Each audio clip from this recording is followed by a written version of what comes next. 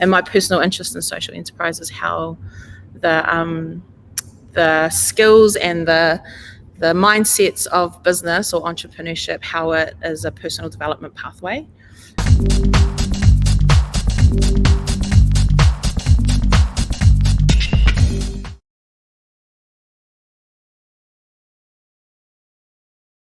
Kia ora everyone, Richard Liu here, and we're in part 2 of our series for Auckland Startup Week, October 20th to the 24th.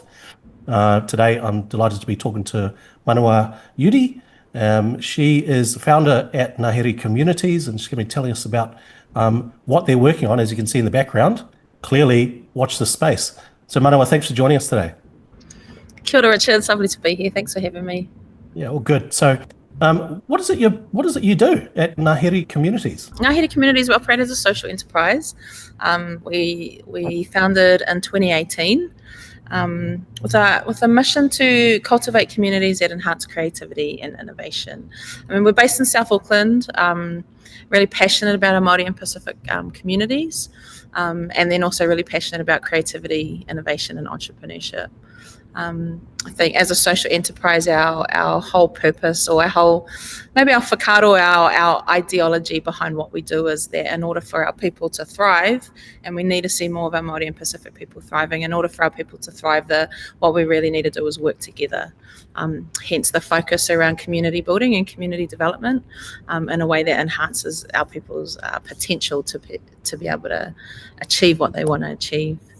And so what that looks like practically is we manage collaborative spaces. So for 6 years we were in the CBD area of Manukau City, running what was called Grid Manukau, so the South Auckland version of the innovation hub Grid Auckland in the city.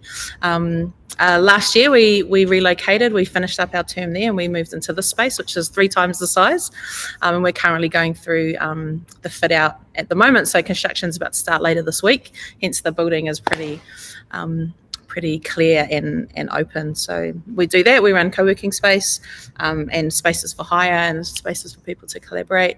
We run a retail platform called Kornei, which we have a base here in Manukau and also in the Gold Coast. That supports Māori and Pacific creatives that design and develop products. So we have a marketplace that brings all of those together, and then we also walk alongside a lot of creatives to design and develop products that we then bring to market.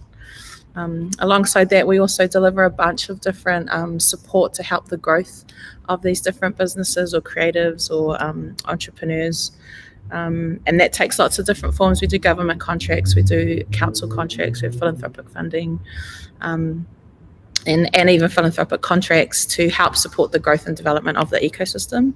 And then on top of that, me personally, I'm a creative photographer and a visual storyteller, and so we use our access to our communities and the insights of our communities. We kind of unpack those and help government agencies and corporates get a real clear voice into whether it's Māori communities or South Auckland communities, and then we help design and execute comm strategies around either behaviour change or community education.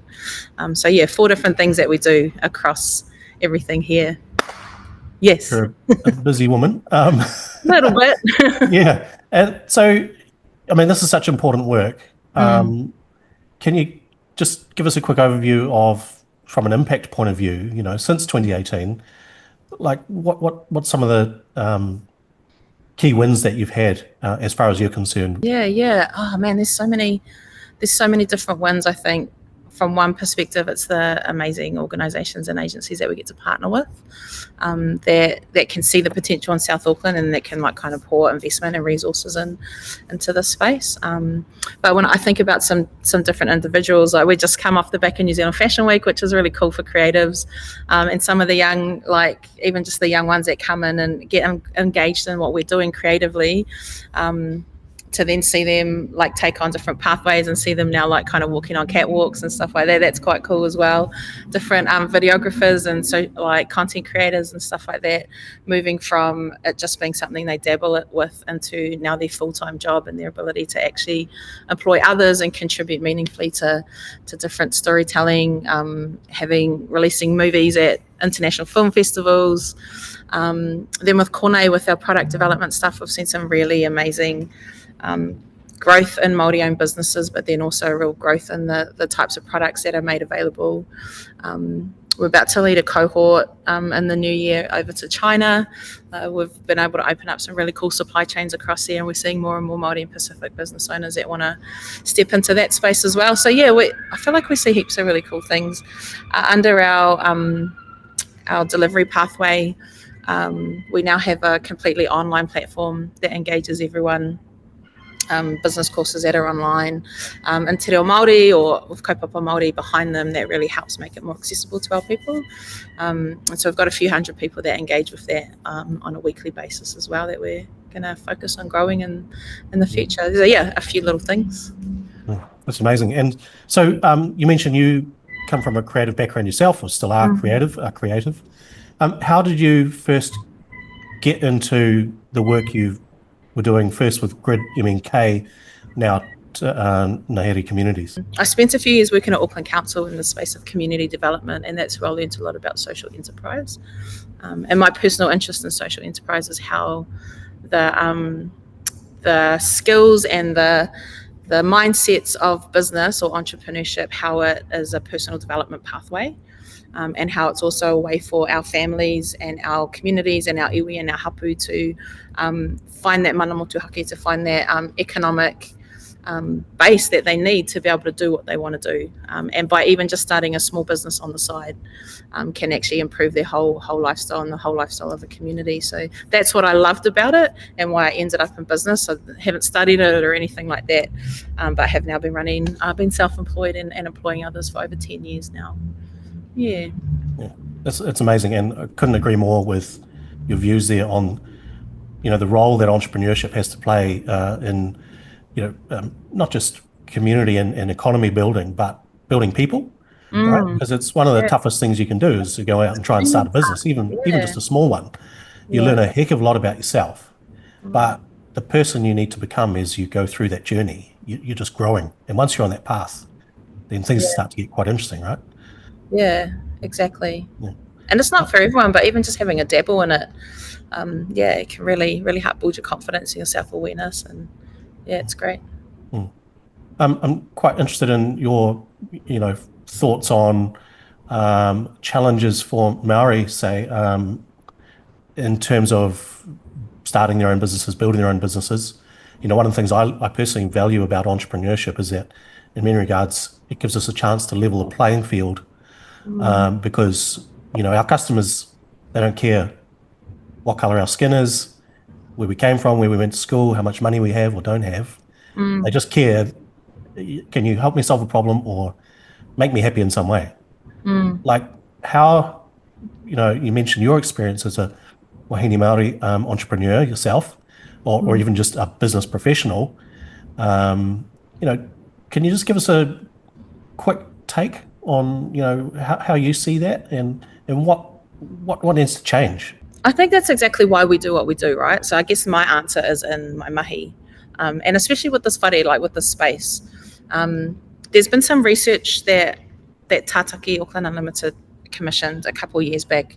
It was focused a little bit more on the digital and tech sector and the participation of Māori and Pacific, but the findings I think ring true across industries where there's low participation of Māori and Pacifica.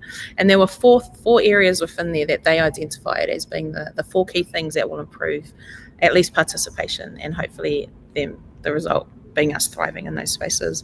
One of them was actual skills and capability, so improving that skills development pathway. One of them is access.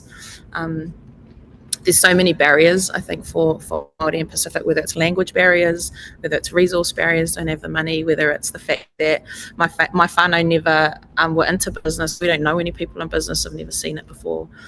So there's that kind of access to that, which is why we do quite a bit of resource development as well, and why we have spaces like this that enables people to come and connect in a space that feels Māori.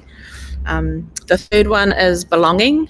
So that's around having a community of people that you can build alongside, having mentors, having role models, stuff like that.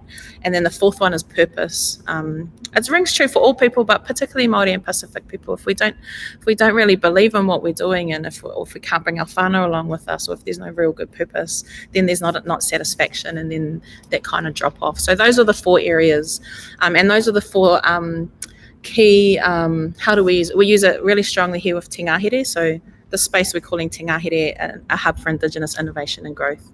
And our goal is to really start to see some businesses start to grow in their procurement and their employment numbers, all that kind of stuff, and start making a little bit more of a dent globally. But we use those 4 things as kind of like the 4 areas that we measure our impact. So how are we helping move that for all of our different Māori and Pacifica that are coming through? So yeah. Can you tell us just a little bit about when the space is going to be, well, when you're hoping it will be completed, and what can people look forward to, and how do they get involved? Yeah, so we've got a beautifully designed space. The space has been designed by Māori architects Toa. Shout out to Nick and Chantal that have done the mahi there. We're having to phase the fit out. And within that space, well, I guess the overall plan is there's kind of 2 functions to the space. There's the grid Manukau side, which is co-working and spaces for hire. So we have space for 24 desks. We have 5 private offices. And then spaces for hire, we have a photography studio. We have a wānanga or workshop room that fits 50 people. We have a boardroom, and we have a meeting room, and then we have an event space that's just after hours, so evenings and on the weekends, that can take up to 100 people. Yeah, so then the other side of what we're doing here is really focused on the product design and development pathway that we've been building through Cornei. So right from product design, so we have a design studio, and then we'll have some localized manufacturing, so things like 3D printing and stuff like that, which we already do quite a bit of. So some localized manufacturing. Also kind of keen to get some more hands-on people that make stuff in the space as well. So we've got a couple of spaces for that. Then we also have obviously the studio, and then the digital editing suite, which helps with the storytelling and the marketing. And then we have an on-site retail store, which in this new iteration is going to focus a lot more into the tourism sector. That we're just down the road from the airport. Work with tour companies to bring people through, and then we have our kind of back of house distribution, so our e-commerce distribution. And we also distribute products out to other like art galleries and stuff around Aotearoa too. So yeah, those are the kind of two kind of functions of the space, and we'll be building them out over the next. Hopefully, it's not going to take us too much longer. Maybe over the next 12 months until we get it all done and all fancy. But would love for people to come and see it and bless it and bring your good vibes and your good energy to help us see it become reality.